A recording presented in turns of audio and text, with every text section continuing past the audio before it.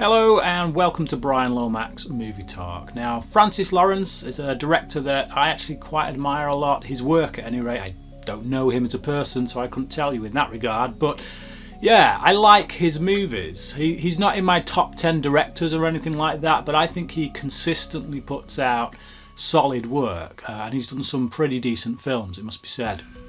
So, with the release of Red Sparrow, his latest film, I thought I would take the opportunity to rank his movies. I'm going to start at the bottom of the pile, as is customary, and work my way to the top. Now, the first film on the list is the only film, I think, from this list that I wouldn't say I dislike. It is watchable. There are a lot of moments of entertainment in it, but I don't think if I could necessarily call it a good film, and that's mostly down to the screenplay. And that film is Constantine, starring Keanu Reeves. Now, yeah, this is my number 7 choice. He's done 7 films, Francis Lawrence, and yeah, it's mainly the script, because it just feels like Basil exposition has been let loose in this film. A lot of the dialogue just, yeah, it feels clunky. It feels expository, whatever that word is.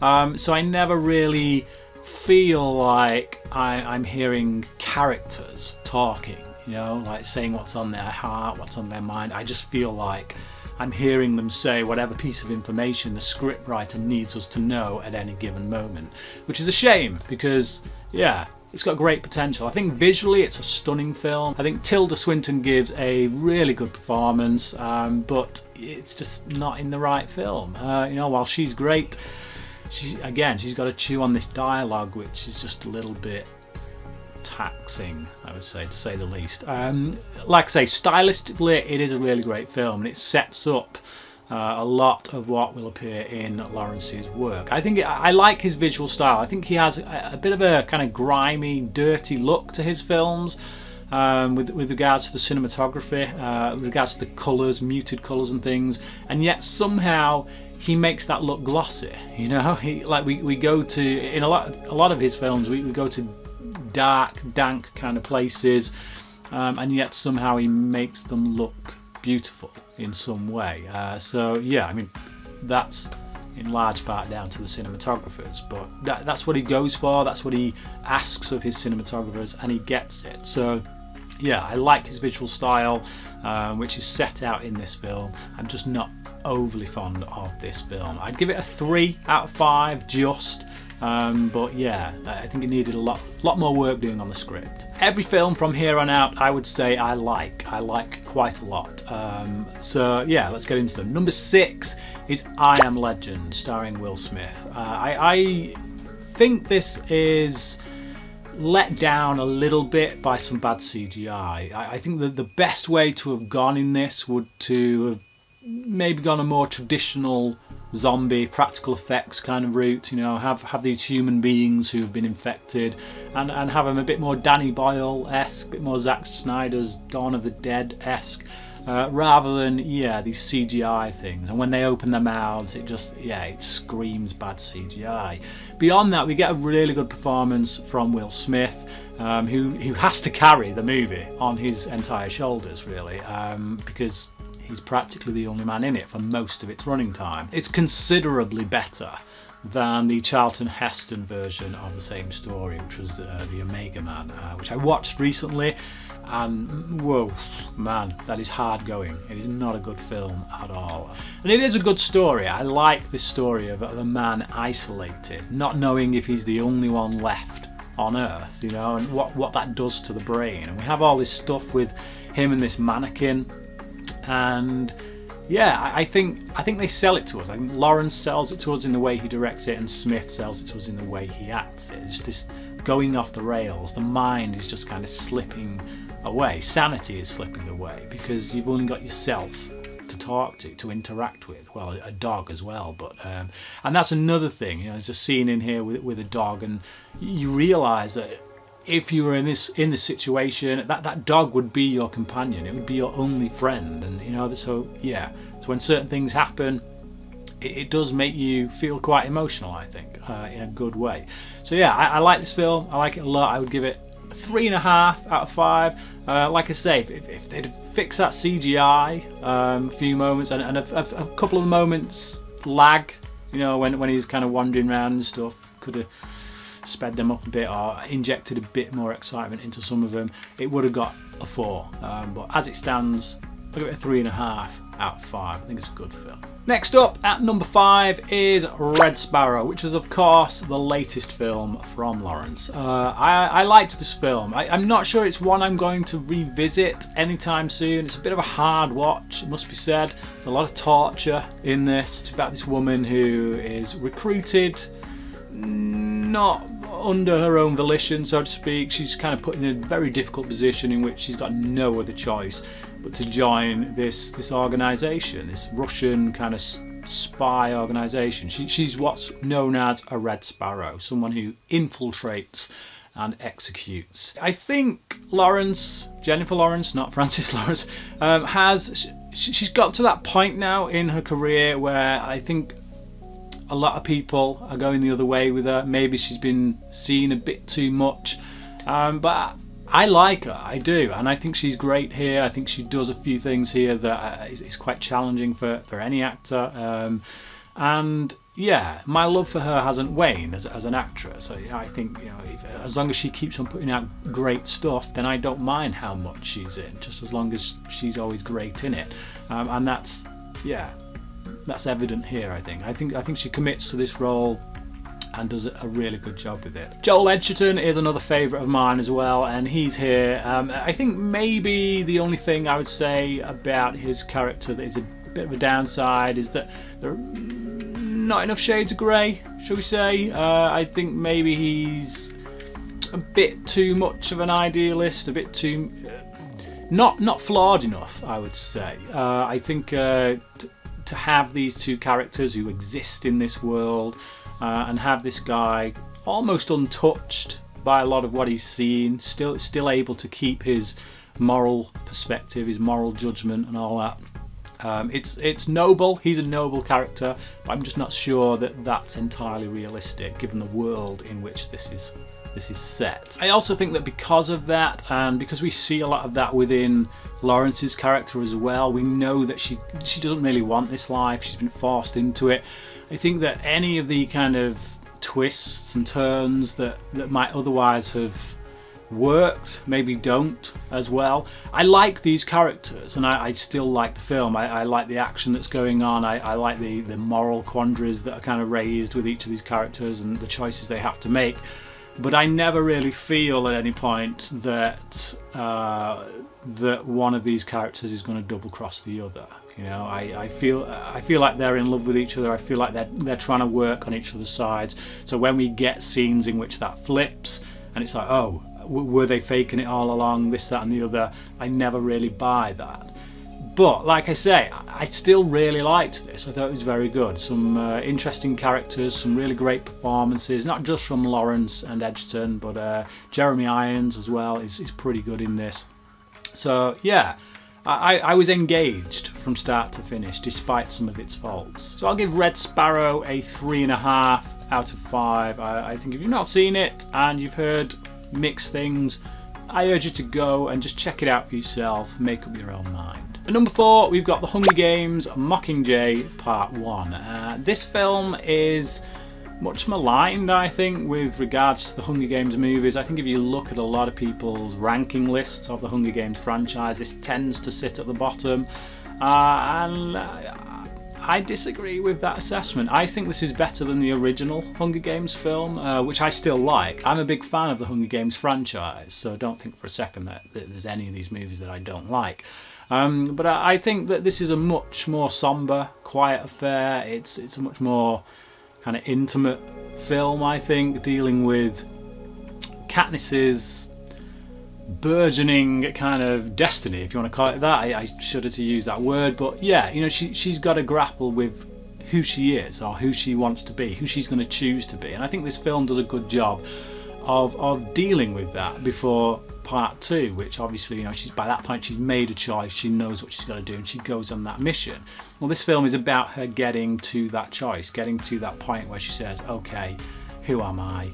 this is what I am, this is what I'm going to do, this is what I'm going to be. And I think looking at the ways in which the media can shape someone in her position and can shape how we look at someone in her position, I think it's quite, it's quite a good way to play it. You know, I think just to have stuck these two parts together to kind of make just one film that was shorter and not deal with this aspect in this way, I think it would have shortchanged us. I like that that's what this film is about, you know, the way that the media is used, propaganda and all that kind of stuff. I mean, we see it today, you know, even like with the American president, you look at Trump and the way he even got into the presidency, you know, you look at the way that propaganda was used and things like that. It's just, it's very pressing, I think, and I think this film is quite relevant even today.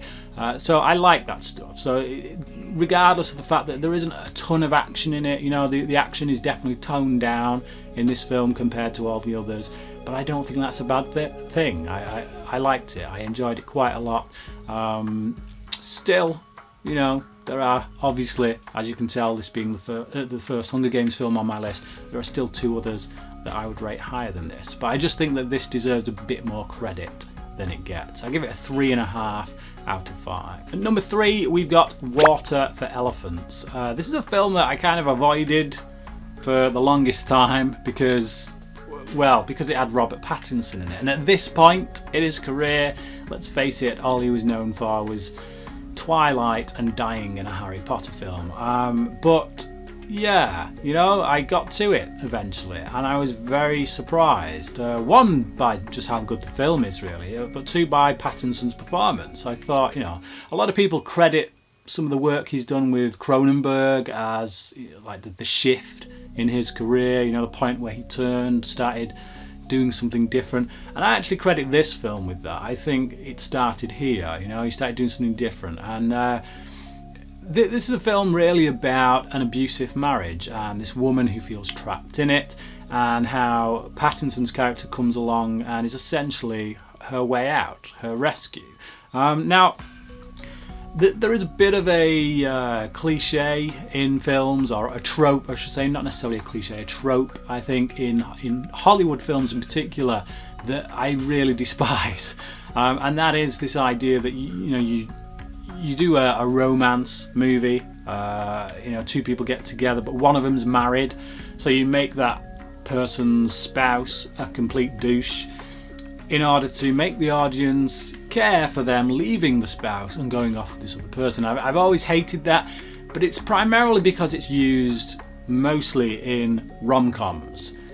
You know, so they make light of it. They make a situation, they create a situation in a fluffy comedy which you are literally hoping that the person is going to split up with their partner, and that for me just, I hate it. Whereas here, it's more than that, because it's a genuine commentary on you know, abuse in a marriage, and I have no problem getting to grips with that, and I think that's what this film does. I think Christoph Waltz is very good as well as the villainous husband. He's a bit of a monster.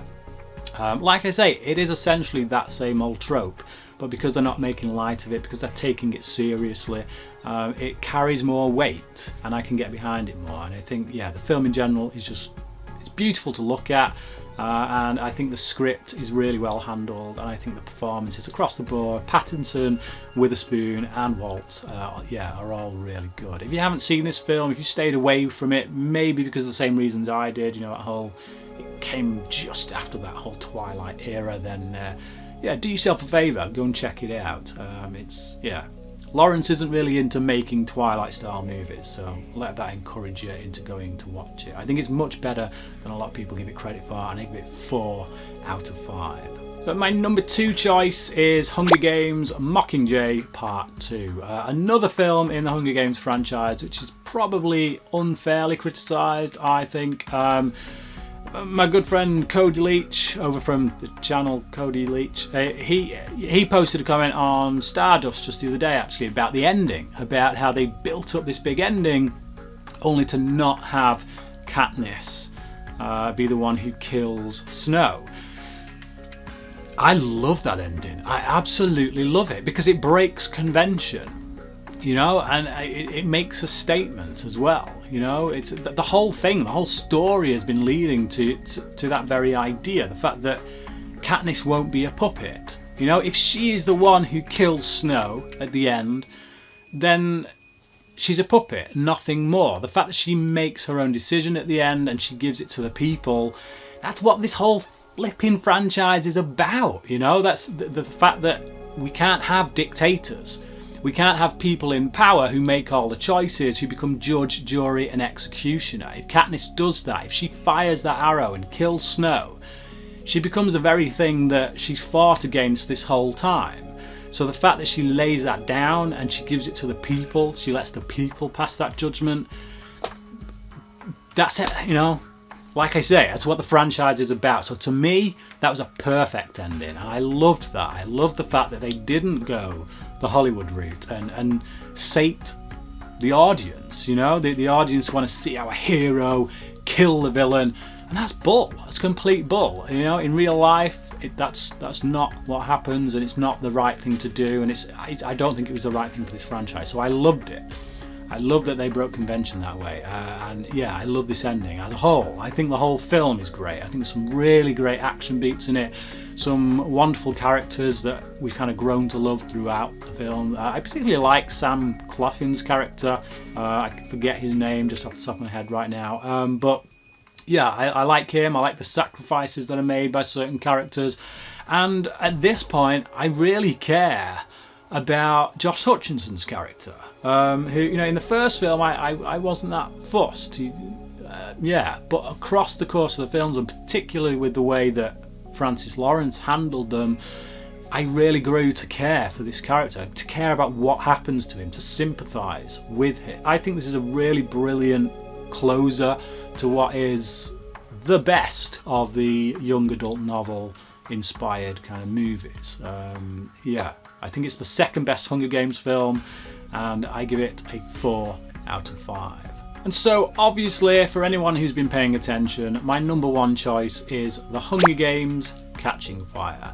I think this is a brilliant film. I think it's clearly the best of the Hunger Games movies. I think most people tend to agree on that. And I think it takes what the first film did, only it makes it better, and it cuts away any of the things about the first film that kind of dragged it down. I mean, for the first film, for me in particular, was the holographic dogs. That was just, came completely out of left field. I didn't understand how they were able to manifest those things in a real physical sense that could do damage. But yeah, I mean, this, better characters as well, putting this team together, a group of people. You know, a lot of the characters from the first one kind of don't really come back. They had all these Hunger Games, and they all get killed off. You know, obviously with Katniss being the survivor at the end. But yeah, with this one, because they don't go that route, a lot of these characters get to survive, and we get to know them better. You know, there's more invested in them, and you can tell that is the case in the screenplay, because they know these characters are going to go on throughout the next few movies. More investment is paid to them. You know, more trouble is gone to make us sympathise with these characters, to make us identify with them. And I think there's a character in here for everyone, so that you can identify with. Great performances all around. I think Hutcherson as well improves a lot on what he was like in the first film. You start to sympathise with him a bit more here. Not as much as I do with him in the next film, but yeah, like I just said, you know, his character arc across these films is probably the one that I got most drawn to. And I wouldn't have thought that, having just watched the first film, you know. He'd have probably been the character I wanted to get rid of, but by the time we get to the end, not the case. So yeah, I love the style, I love the action scenes, some really brilliantly done action scenes, really well handled by Francis Lawrence. And yeah, just a character in Katniss that I feel I can get behind. Brilliant performance from Jennifer Lawrence, as per usual. And yeah, I love this film. It kind of made me fall in love with the Hunger Games, whereas the first film didn't. I liked it quite a lot, but it was this film that made me say, you know what? I think I actually love this franchise now. I want to see the next film in this franchise.